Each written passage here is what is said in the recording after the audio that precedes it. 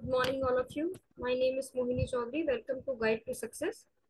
तो हम दूसरा चैप्टर स्टार्ट करने वाले हैं ज्योग्राफी का। क्लास 11 की एनसीईआरटी की ज्योग्राफी है, फिजिकल ज्योग्राफी, जिसका पहला चैप्टर इससे पहले वाली वीडियो में मैं डिस्कस कर चुकी हूँ।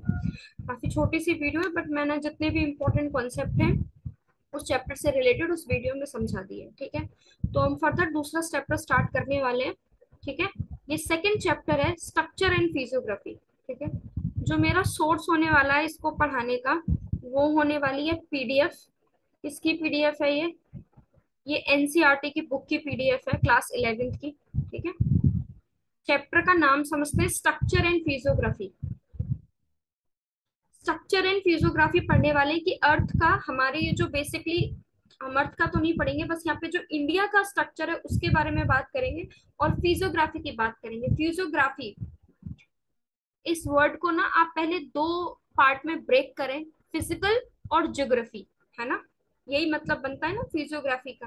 तो फिजिकल एंड ज्योग्राफी की, जो फिजिकल ज्योग्राफी है वो कैसी है, किसकी, इंडिया की, वो पढ़ना है हमें यहाँ पे, स्ट्रक्चर ऑफ इंडिया और इंडिया की फिजिकल ज्योग्राफी के बारे में।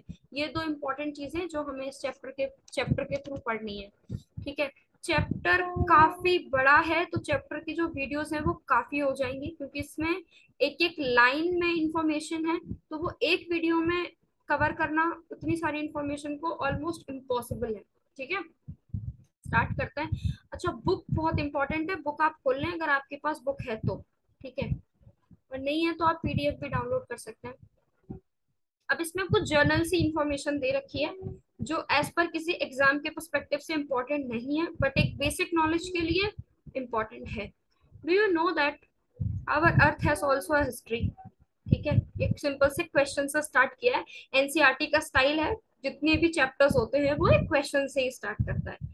ठीक है, the earth and its landform that we see today have evolved over the long period of a time। ये क्या कह रहा है कि जिस तरीके की आज आपको अर्थ दिखती है ये इवॉल्व हुई है एक बहुत ही लंबे टाइम को लेने के बाद। मतलब इसका कहने का मतलब है कि अर्थ को ये क्या बोल रहा है, currently estimated show that the earth is approx 460 million year old. अब ये क्या कह रहा है कि 460 मिलियन ओल्ड पुरानी अर्थ है अप्रोक्स हमारी। ठीक है, तो ये जो लैंडफॉर्म आज हम अर्थ पे देखते हैं, तो क्या ये स्टार्टिंग से ऐसा ही लैंडफॉर्म था?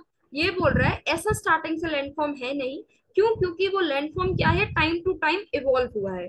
ठीक है, लैंडफॉर्म क्या, आजकल हम अपनी, अगर कोई बच्चा बाहर पढ़ाई करता है ना, कि वो अपने घर से बाहर रह रहा है या कहीं वो बाहर पढ़ रहा है, तो वो जब 2-3 साल बाद भी अपने घर जा रहा है ना कहीं पे, है ना, या 6 महीने बाद या 1 साल बाद भी अपने घर वापस जाता है, तो उसको अपनी गली मोहल्ले का भी एनवायरमेंट में चेंज लगता है, वहां की भी ज्योग्राफी उसे बदली हुई लगती है कि अरे ये यहाँ कैसे हो गया, ये नया कंस्ट्रक्शन क्या हो गया, समझ रहे हैं ना।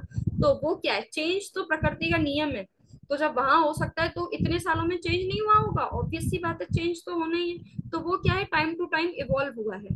ठीक है, एक जर्नल सी चीज है। अब ये क्या बात कर रहा है यहाँ पे कि ये जो चेंज हुआ है, इस तरीके से ये जो चेंज है, इसके रीजंस क्या हैं, है ना, चेंज तो हो रहा है, उसके रीजंस क्या है। इसमें बोला है कुछ एंडोजेनिक और कुछ एक्सोजेनिक फोर्स होती है। ठीक है, एंडोजेनिक और एक्सोजेनिक फोर्स का क्या मतलब होता है? एंडोजेनिक, है ना, एंडोजेनिक वो फोर्सेस हैं जो विद इन द अर्थ काम कर रही हैं, आपको दिख नहीं रही है वो एंडोजेनिक फोर्स जो काम कर रही है। और एक्सोजेनिक वो फोर्सेस हैं जो अर्थ के ऊपर, यानी कि हमारी जो सरफेस है ना उसके ऊपर काम कर रही है। एक्सोजेनिक और एंडोजेनिक बोथ द फोर्स का काम क्या है, अर्थ का जो करंट स्टेटस है ना, जो करंट स्ट्रक्चर है, जो करंट फिजियोग्राफी है, उसमें ये दोनों ही फोर्सेस मिलकर क्या करती हैं, चेंज लाती हैं। अब हम समझने वाले हैं एंडो और एक्सोजेनिक फोर्सेस के एग्जांपल्स। ठीक है, एंडोजेनिक फोर्सेस, आपने प्लेट टेक्टोनिक्स के बारे में ना छोटी क्लासेस में पढ़ा होगा, 7th 8th में छोटा बहुत कुछ आपने पढ़ा हो, फिर आपने 9th क्लास में 110% एनसीईआरटी की बुक में पढ़ा होगा सेम कॉन्सेप्ट की प्लेट टेक्टोनिक्स होती हैं, इस तरीके की फोर्सेस होती हैं। ठीक है, एंडोजेनिक मतलब विद इन दी अर्थ, तो विद इन दी अर्थ जो हमारी प्लेट टेक्टोनिक्स है उनका मूवमेंट क्या करता है, हमारी जो ऊपर की सरफेस है उसमें चेंज लाता है। अब एक्सोजेनिक, एक्सोजेनिक कौन सी फोर्सेस हैं, देखिए एक्सोजेनिक, कहीं पे बाढ़ आ गई, फ्लड हो गया, कहीं ड्रॉट हो गया, रेनफॉल बहुत ज्यादा सीवियर रेनफॉल हो गई। एक्सोजेनिक फोर्सेस से कैसे चेंज होता है, एग्जाम्पल के तौर पे आपको याद होगा कि अमरनाथ में, सॉरी अमरनाथ, केदारनाथ में बहुत तेज फ्लड आया था, है ना, काफी साल पहले। तो वो क्या था, वो एक एक्सोजेनिक फोर्स है। उस एक्सोजेनिक फोर्स के बाद हमने देखा था कि कितनी जो नेचर था उसको कितनी कितने वास्ट लेवल पे, कितने बड़े लेवल पे जो नेचर था, जो फिजियोग्राफी थी, जो स्ट्रक्चर था वहां पे, वो डैमेज हुआ था। तो ये क्या हो गया, ये एक्सोजेनिक फोर्स हो गई ना।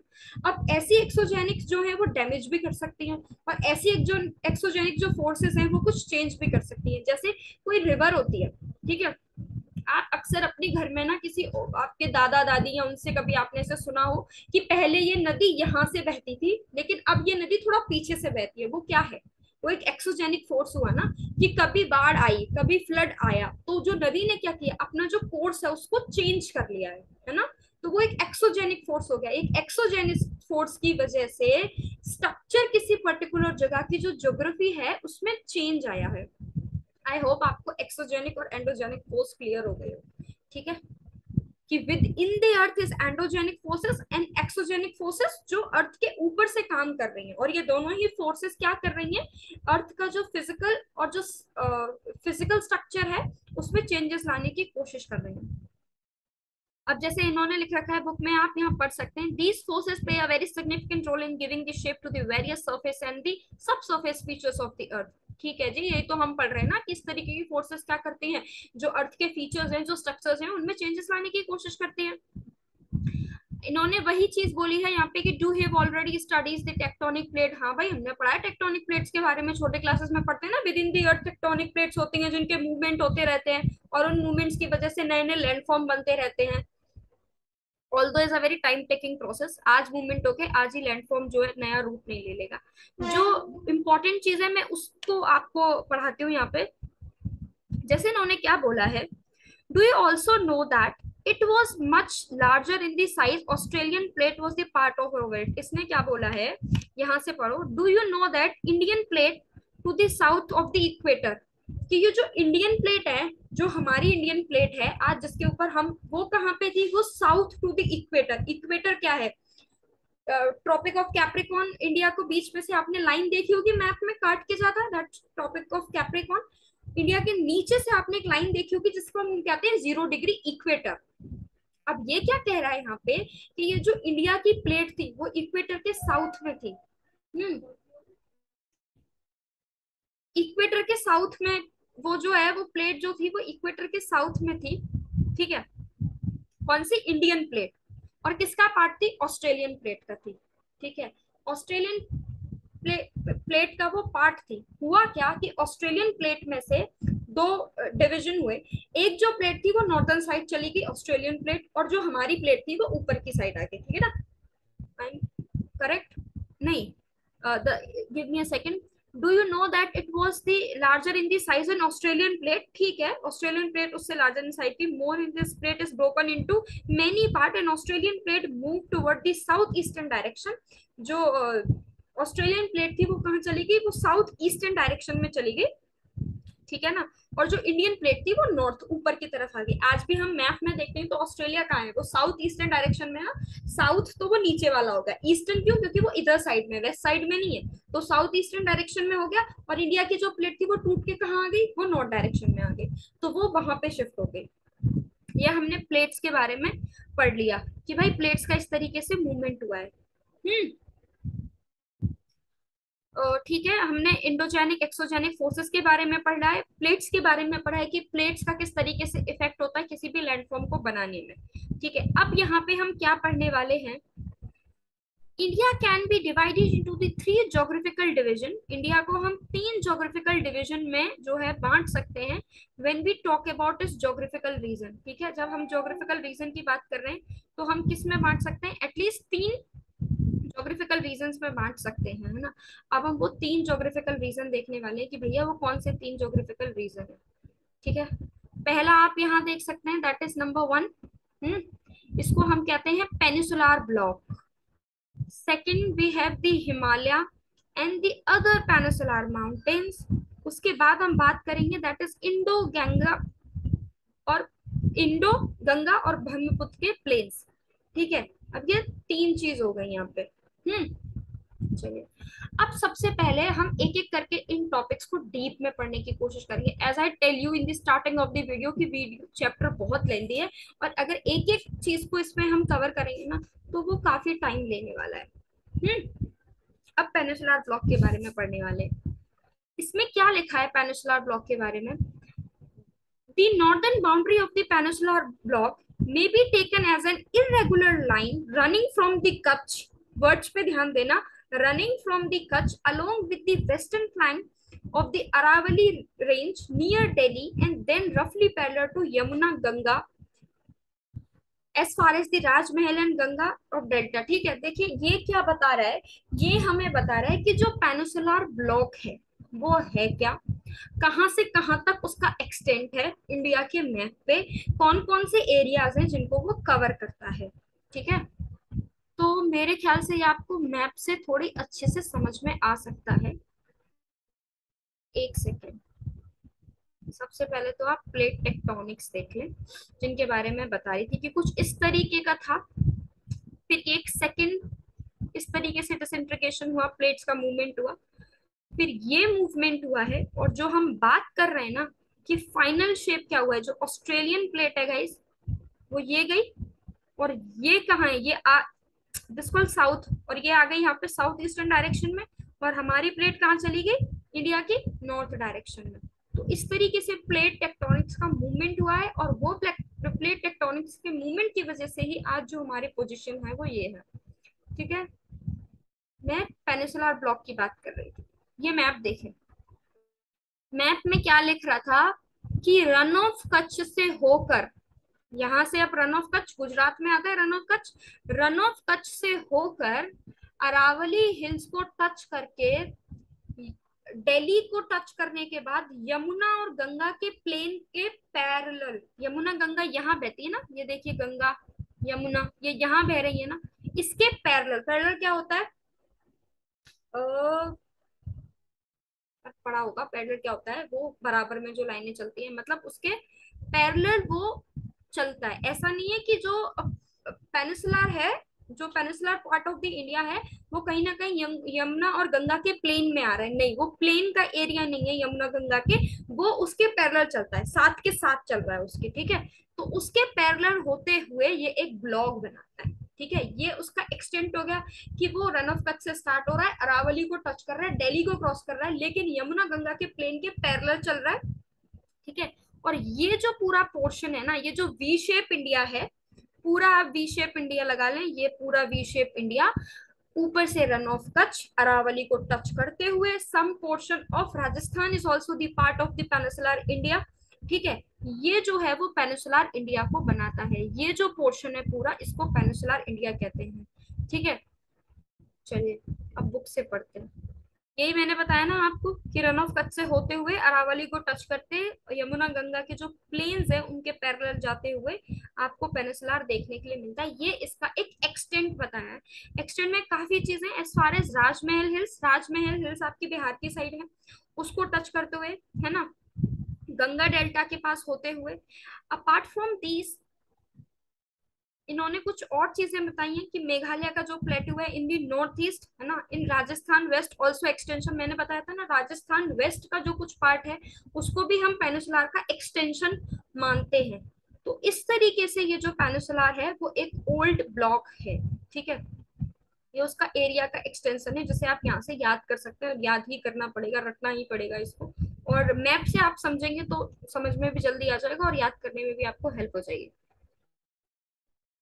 The peninsula is formed essentially by a great complex of a very देखिए, अगर हम हिमालयास और अपर पोर्शन की बात करेंगे ना, कि गंगेटिक प्लेन्स की बात करें, हम हिमालयास की बात करें, वो यंग है, उनका जो एज है ना वो हमारे पेनिनसुलर ऑफ इंडिया की जो जगह, वो जो लैंड स्ट्रक्चर है, ये जो पेनिनसुलर ब्लॉक है उसके कंपैरिजन में काफी ज्यादा यंग है।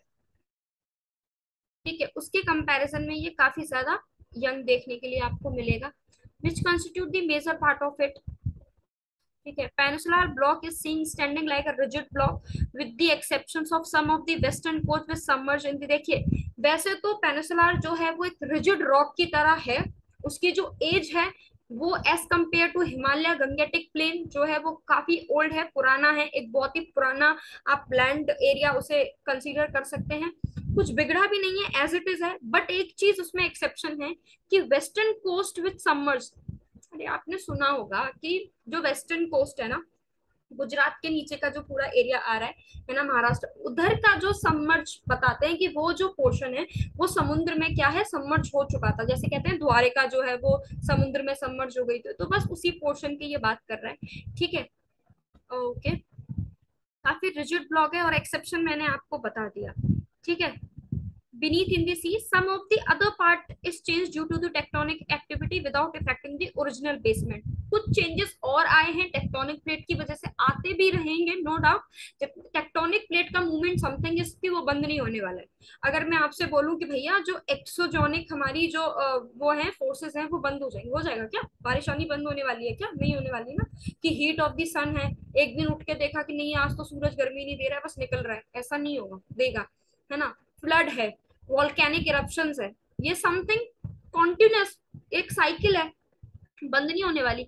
ऐसे ही एंडोजेनिक फोर्सेस क्या है, टेक्टोनिक प्लेट्स का मूवमेंट, वो बंद नहीं होने वाला। और जब तक टेक्टोनिक प्लेट का मूवमेंट चलता रहेगा, कहीं ना कहीं कुछ ना कोई लैंडफॉर्म तो बनता ही रहेगा ना। तो ये वही कह रहा है कि वैसे ऐसा कोई चेंज नहीं है पेनिनसुलर ब्लॉक में, बट टेक्टोनिक प्लेट्स की वजह से जो है वो चेंज टाइम टू टाइम पे हमें देखने के लिए मिलता है। ठीक है, as a part of Indo-Australian plate, it has been subjected to the various vertical movement of a block in flaunting। ठीक है, ठीक है, अब ये किसका पार्ट है? इंडो ऑस्ट्रेलियन प्लेट का।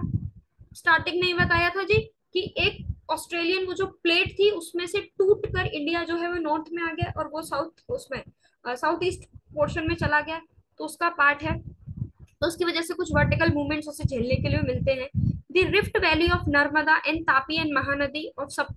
अब कुछ नदियों की बात कर रहे हैं, रिफ्ट वैली, देखिए एक होती है बहुत deep valley, some are rift valleys.